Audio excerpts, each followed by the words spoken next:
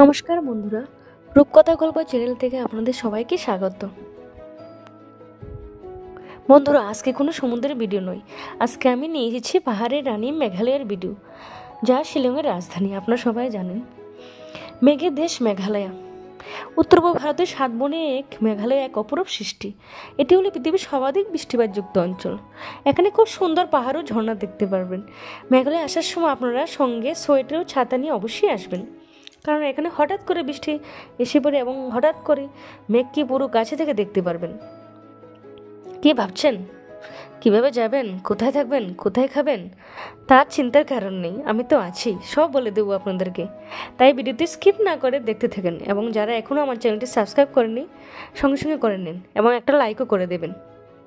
মেঘালয় ভ্রমণের জন্য প্রথমে আসতে হবে আপনাদেরকে গুয়াহাটিতে ট্রেনে করে বা ফ্লাইটে করে আসতে পারেন। আপনারা হাওড়া থেকে গুয়াহাটি অনেক এক্সপ্রেস ট্রেন আছে এবং কলকাতা দমদম এয়ারপোর্ট থেকেও গুয়াহাটি এয়ারপোর্টে আসতে পারেন।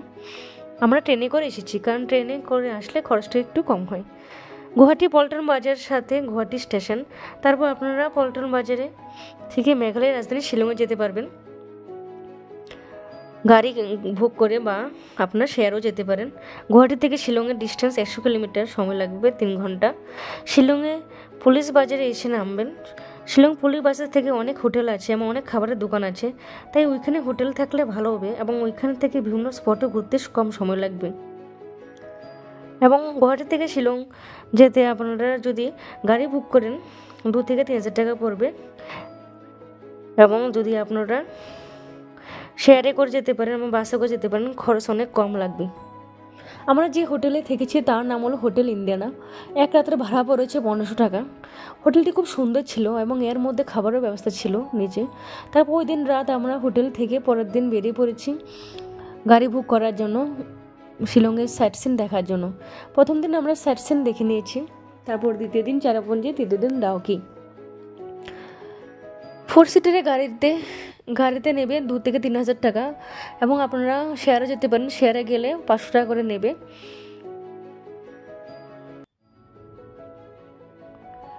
প্রথম দিন সাইট সিনের মধ্যে আছে Shillong peak, elephant falls, Umiam lake, cathedral church, museum, Ward's lake.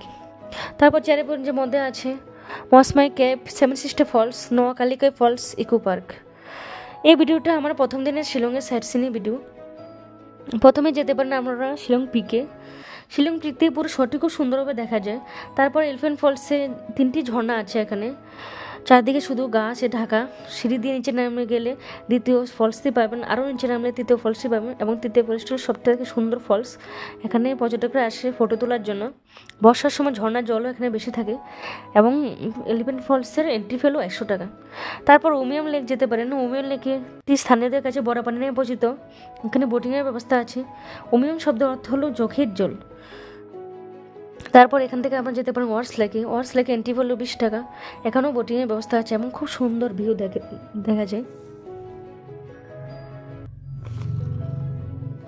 তারপর যদি সময় থাকে বাকি স্পটগুলো দেখতে পারেন, আর সময় কম থাকলে আপনারা হোটেলে ফিরে এসে রেস্ট করতে পারেন। তারপর সন্ধ্যার সময় বেরিয়ে পড়েন শিলংয়ের পুলিশ বাজারের এরিয়াটা, খুব সুন্দর পুরোটা এরিয়া। সন্ধ্যার সময় অনেক স্ট্রিট ফুড পাওয়া যায়, ওইখানে কালচারাল প্রোগ্রাম হয়। এই পুলিশ বাজারে রাস্তার পাশে অনেক শপিংয়ের দোকান আছে, পুরো মেলা মতন দেখতে এরিয়াটা। এখানে অনেক খাবারের ব্যবস্থা আছে এবং অনেক শীতের পোশাক পাওয়া যায় ভালো ভালো, এবং আপনার ইচ্ছা করলে এখানে মুভিও দেখতে পারবেন।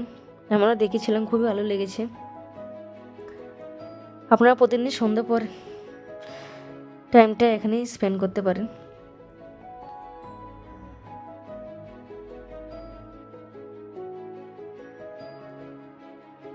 আমার ভিডিও যদি আপনাদের ভালো লাগে থাকে প্লিজ আমাকে কমেন্ট করে জানাবেন,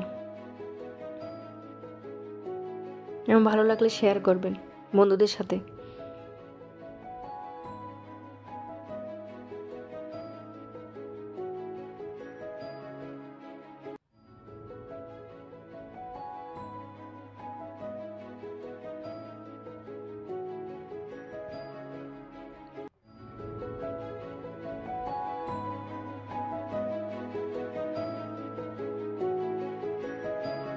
আমার দ্বিতীয় ভিডিওটি অবশ্যই দেখবেন চ্যানেল মধ্যে নিয়ে। Thank you for watching my video. Tata.